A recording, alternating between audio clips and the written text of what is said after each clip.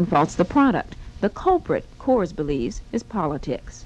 Obviously, organized labor is throwing rocks, and very sharp rocks, at Adolph Coors Company. They are telling appalling lies about our company and spreading those lies out through the marketplace with the specific purpose of discrediting us in the marketplace. We have to defend ourselves. Bill Coors, the chairman of the brewery, vows the company will change a negative image that has grown around Coors since organized labor mounted a nationwide boycott of the brew 5 years ago.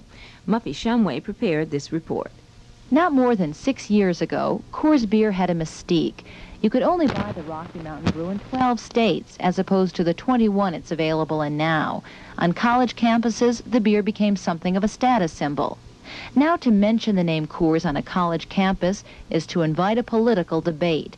A debate over the brewery's union practices or over the company's president, Joe Coors, an outspoken right-to-work conservative, supporter of the John Birch Society, and close political ally and friend of President Reagan's. The controversy began after an unsuccessful strike in 1977. The brewery workers' union at Coors was decertified. The AFL-CIO blamed Coors management for union-busting tactics and called for a boycott of the beer. The company's chairman, William Coors, admits the boycott has been successful. We have suffered a loss of image in the marketplace as a result of the lies that are being told about us. Obviously, that is having a negative impact on our sales. I can't quantify it for you. I can't tell you what percent it is. I think it is substantial. That the boycott is effective is the one thing Bill Coors and the LA-based boycott coordinator for the AFL-CIO, David Sickler, can agree on. Coors isn't the only anti-union company in the country, but he's one of the worst.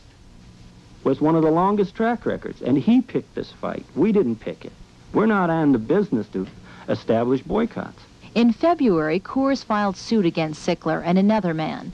The suit alleges that the two men brought pressure on San Francisco's public television station KQED and forced Coors to drop its sponsorship of a fundraising day at the station.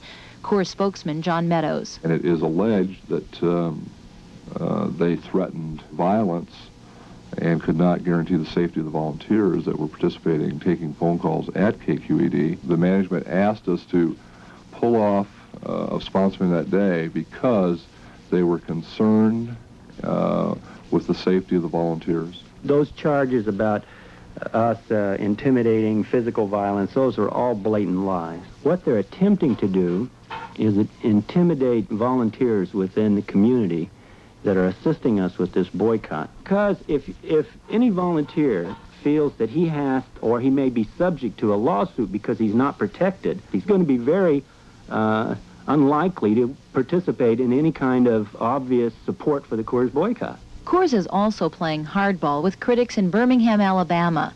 The company filed a libel suit against a group called Movement Against Racism and the Klan, which claimed in a prepared slideshow that the Coors Company and members of the Coors family have ties with the Ku Klux Klan. We are no longer republishing that statement.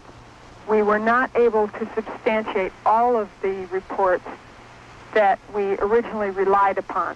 So we have withdrawn that particular statement from publication.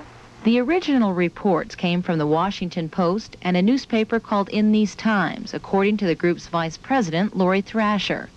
The Post had not reported a tie between the Klan and Coors, but quoted a third party who made the claim. Thrasher thinks the suit is uncalled for now that the retraction has been made.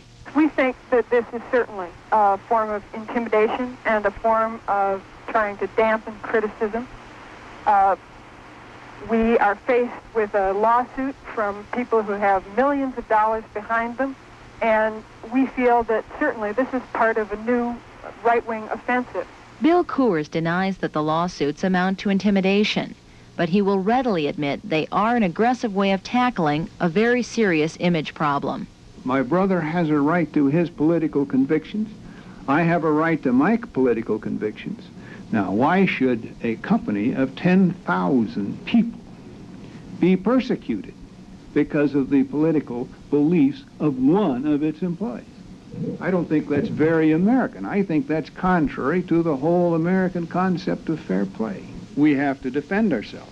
Where we can take legal action against people who are slandering us or misrepresenting us, we intend to do it. For National Public Radio, I'm Muffy Shumway in Denver.